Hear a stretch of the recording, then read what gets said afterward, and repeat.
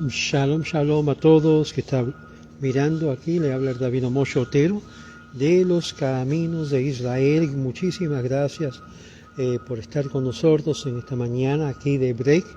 Y obvio, tomando ventaja del tiempo, porque de nuestro tiempo Dios va a demandar qué hicimos con nuestro tiempo, sea bueno o sea malo.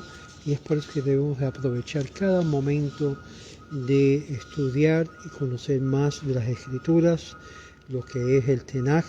Y hemos hecho una serie del libro de Josué, que ya estamos en el último capítulo, Baruch Hashem, y en este día vamos a comenzar, Bezrat Hashem, los primeros 10 versículos del capítulo 24. Y es muy importante que nos den el apoyo, que nos den lo que es la ayuda con lo que es su donación, su contribución, y obvio, sea parte de los Caminos de Israel, y lo puede hacerlo muy fácilmente, bajando lo que es la solicitud, llenándolo, enviándolo de nuevo a nosotros aquí, y de esta forma le hacemos llegar el carné.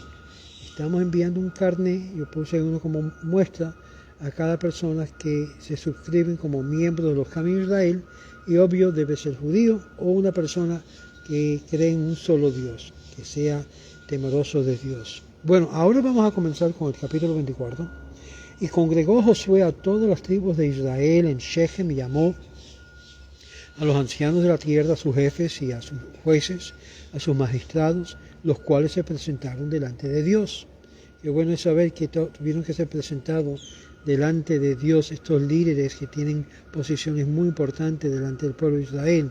Si solamente haríamos lo mismo con los que manejan lo que es el juzgado y las cortes, yo creo que sería totalmente diferente. Pero vamos a seguir. Entonces dijo Josué a todo el pueblo, y así ha dicho el Señor Dios de Israel: en los tiempos antiguos vuestros padres habitaban al otro lado del río de Eufrates. Tera, padre de Abraham, y el padre de Nahor servían a otros dioses. Pero tomé a vuestro padre Abraham de más allá del río, y le hice andar por toda la tierra de Canaán, y multipliqué su simiente, y le di a Isaac. Y a Isaac le di por hijos a Jacob y a Esaú, y de Esaú le di la montaña de Seir para que lo heredasen. Mas Jacob y sus hijos bajaron a Egipto. Y envié a Moisés y a Aarón, y herí a Egipto con plagas conforme lo que hice en medio de él, y después de esto os saqué de ahí. Saqué pues de vuestros padres de Egipto, llegaste al mar, y persiguieron a los egipcios, a vuestros padres, con carros, con gente de caballo, hasta el mar Rojo. Mas los hijos de Israel clamaron al Señor, el cual puso tinieblas entre vosotros y los egipcios, y trajo sobre ellos el mar, y los cubrió, y vieron vuestros ojos lo que hice en Egipto, y habitaste en el desierto por muchos días. Después os traje de la tierra de los amoritas, que habitaban al otro lado de Jordán, y ellos pelearon contra vosotros, y los entregué a vuestras manos, y lo tomasteis posesión de su tierra, y lo destruí delante de vosotros. Entonces se levantó Balac. Esta porción de esta semana también se habla de Balac, en la porción de lo que es la Torá, ¿no?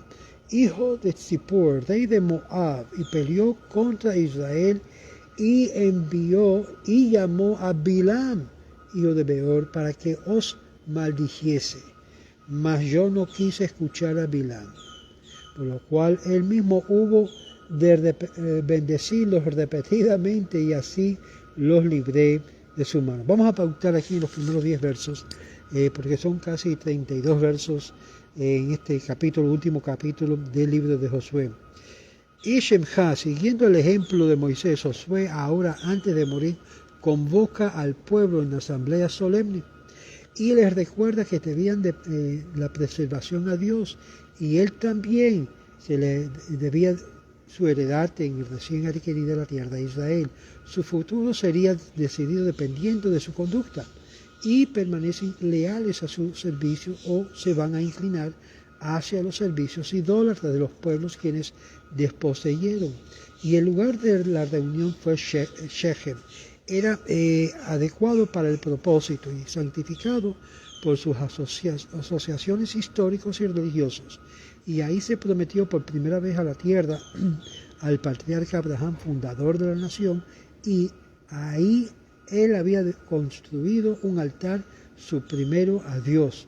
Ahí también el pueblo escuchó el solemne pronunciamiento de las bendiciones y maldiciones, y ahí se renovó el pacto, como leemos en el capítulo 8, verso 30. Y delante de Dios, y Shechem era aparentemente el sitio de un santuario temporal. Be'ever ha'nahar. Y Josué quiere, en verso 2, decirnos que nuestros antepasados, a pesar de haber adorado a dioses extraños, eran idólatras, dioses extraños, le hizo un tremendo favor a sacarlo de Ur de Kasdim. Es decir, ¿no ves? Quiero que sea muy claro que en sí los descendientes de Israel no eran indígenas a la tierra, sino más bien lo sacó Dios, el padre de Abraham, de Ur de Kasdea o Kasdim, y lo llevaron de toda la tierra de Canaán. Y Terá, que era el padre de Abraham, y el padre de Nahor, eran idólatras. ¿Qué dice la Escritura?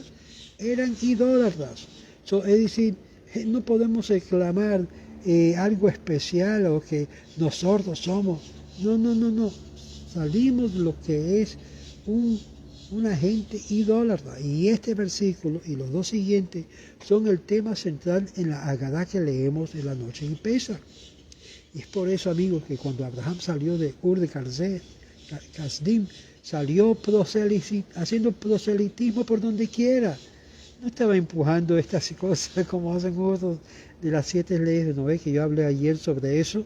No, estaba hablando de lo que es la idea de un solo Dios, la unicidad de Dios. Es lo que estaba empujando. Y es lo que el judío en sí está y tiene la obligación de enseñar y demostrar, la unicidad de Dios en medio de todos los pueblos que viven.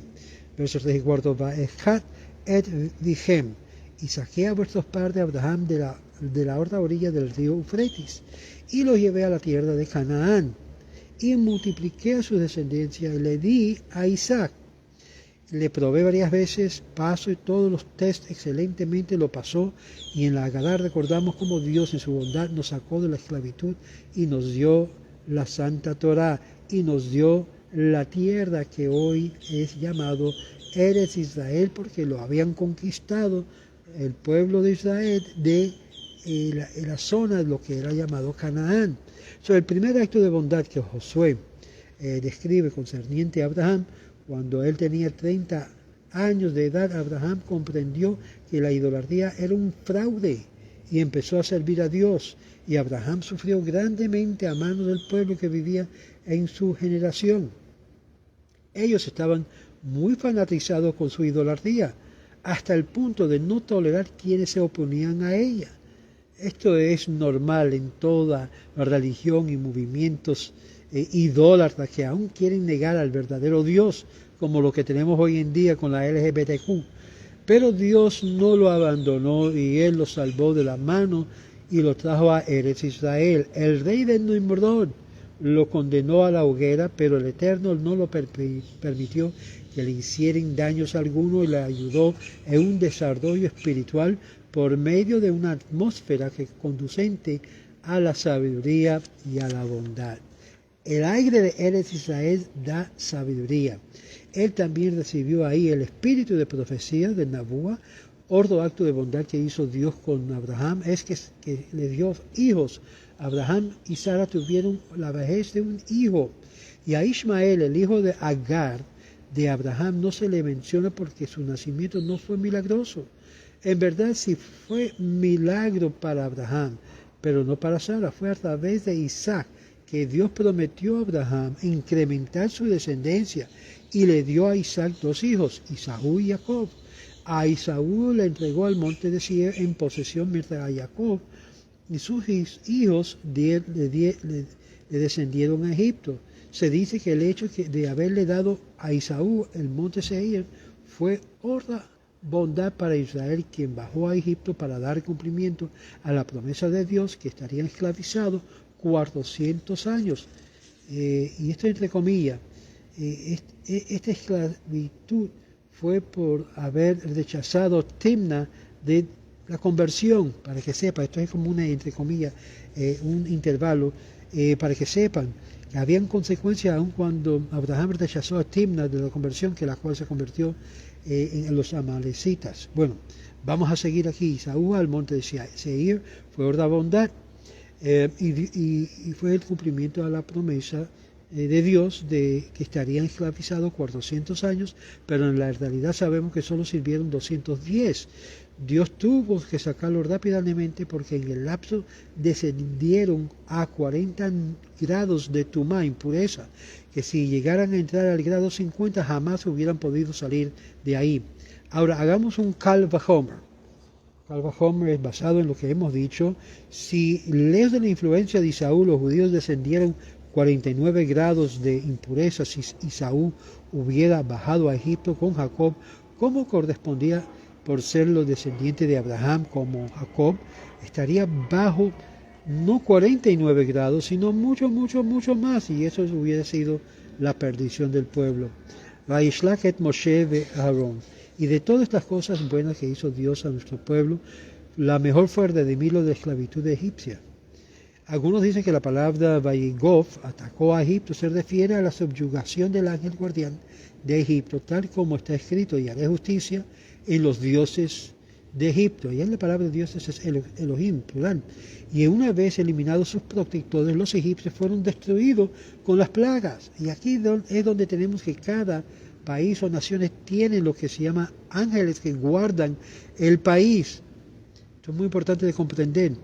Y otra explicación rabínica dice que las palabras que representa el versículo se refieren a 3 categorías de plagas: las que hizo Moisés, las que hizo Aarón y lo que hizo Dios con su gloria y por él mismo. Ellos comparan las 10 plagas a un rey que mandó a sus 2 generales y a subyugar 10 ciudades que se habían rebelado contra él cuando regresaron triunfantes, y él quería escribir algo para que recordara permanentemente la victoria, pero no sabía cómo expresarlo.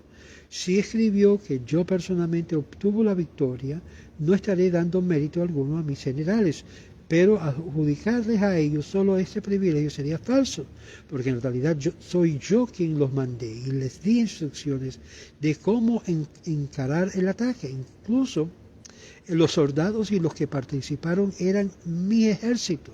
Por eso escribió cada uno de los generales que conquistó 3 ciudades y también otras 3, y la 10ª fue conquistada por todos juntos. Los egipcios trataron de destruir a Israel arrojándolos a sus hijos al Nilo, y es por eso que Dios lo destruyó a ellos, tirándoles a las aguas del Mar Rojo, y demostró Dios la humanidad que el castigo aplicado a los egipcios fueron ese crimen. El salmista en el capítulo 54, verso 9 dice: tú me salvaste de toda turbulencia, mis ojos vieron la caída de mis enemigos.